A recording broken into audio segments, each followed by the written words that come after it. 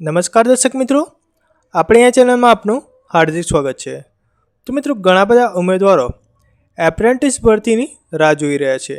તો તે ઉમેદવાર મિત્રો માટે આપણે એક સૌથી સારી એપ્રેન્ટિસ ભરતીની વાત કરીશું। તો મિત્રો, વાત કર્યા પહેલાં જો તમે આપણી આ ચેનલમાં નવા આવ્યા હોય તો ચેનલને સબસ્ક્રાઈબ કરી લેજો, કારણ કે આ જ પ્રકારની મહત્ત્વની માહિતી આપણે અહીંયા મૂકતા રહીએ છીએ। જો તમે ચેનલને સબસ્ક્રાઈબ નહીં કરો તો આ જ પ્રકારની માહિતી તમને નહીં મળે। જો તમે ચેનલને સબસ્ક્રાઈબ કરી હશે તો આવી કોઈ પણ ભરતીને લઈને તમે સૌપ્રથમ જાણી શકશો।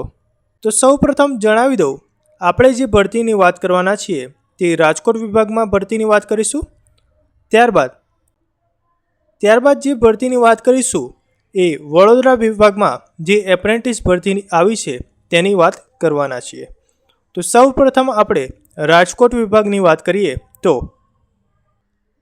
મિત્રો, તમે જોઈ શકો તે પ્રમાણે ગુજરાત રાજ્ય માર્ગ વાહન વ્યવહાર નિગમ દ્વારા રાજકોટ વિભાગમાં એપ્રેન્ટિસની ભરતી આવી ગઈ છે, તેની આપણે અહીંયા વાત કરીશું।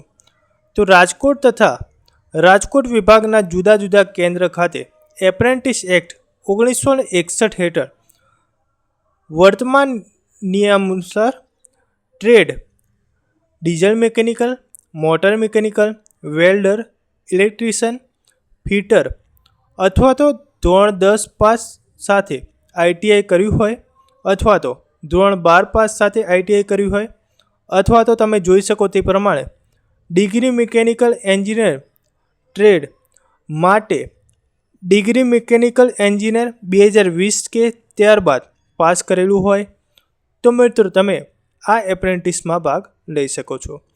એપ્રેન્ટિસમાં ભાગ લેવા માટે શું કરવાનું છે તેની વાત કરીએ તો તમારે એપ્રેન્ટિસશીપ india.government.in વેબસાઇટ પર એસ્ટાબ્લિશમેન્ટ જઈને જીએસઆરટીસી રાજકોટ સર્ચ કરીને ઓનલાઈન એપ્લાય કરવાનું રહેશે।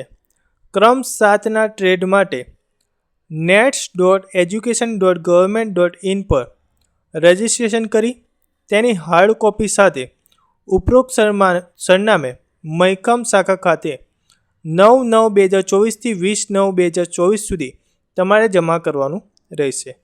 તો મિત્રો, જે રાજકોટ ખાતામાં જે ભરતી આવી છે તેની આપણે વાત કરી લીધી છે। ત્યારબાદ હવે જે વડોદરા ખાતામાં જે ભરતી આવી છે તેની વાત કરી લઈએ। તો જે વડોદરા ખાતામાં જે ગુજરાત રાજ્ય માર્ગ વાહન વ્યવહાર નિગમ દ્વારા એપ્રેન્ટિસની ભરતી બહાર પાડી છે તેની વાત કરીએ તો વડોદરા વિભાગમાં જુદા જુદા ડેપો ખાતે કુલ 222 એપ્રેન્ટિસશીપ ઉંમર 18 વર્ષ કરતાં વધુ ધરાવતા હોય તે ઉમેદવારો આમાં લાયકાત ધરાવતા ઉમેદવારો છે। તો મિત્રો, તમારે શું કરવાનું છે તો સૌપ્રથમ તો તમારે એપ્રેન્ટિસશીપ india.government. વેબસાઇટ પર જઈ રજિસ્ટ્રેશન કરી પ્રોફાઇલની હાર્ડ કોપી મેળવ્યા બાદ અરજી કરી શકાશે। નિયત મુજબ સ્ટાઇપન્ડ ચૂકવવામાં આવશે।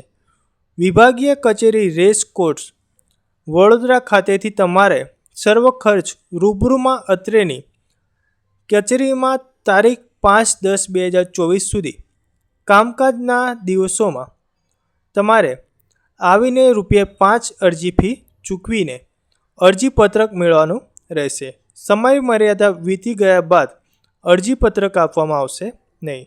તો મિત્રો, જે એપ્રેન્ટિસની વડોદરા ખાતે અને રાજકોટ ખાતે જે ભરતી આવી છે તેની આપણે વાત કરી લીધી છે। તો તમને આપણી આ માહિતી ગમી હોય તો વિડીયોને લાઇક કરી દેજો, અને તમે આપણી આ ચેનલમાં નવા આવ્યા હો તો ચેનલને સબસ્ક્રાઈબ કરવાનું ભૂલતા નહીં।